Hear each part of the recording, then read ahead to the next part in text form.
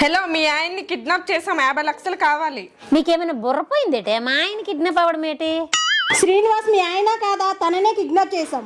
అయ్యో, ఎంత పని జరిగిందే! మా ఆయన కిడ్నాప్ అవ్వాలా? నేను ఏడియోడు ఎలా చేసేదే?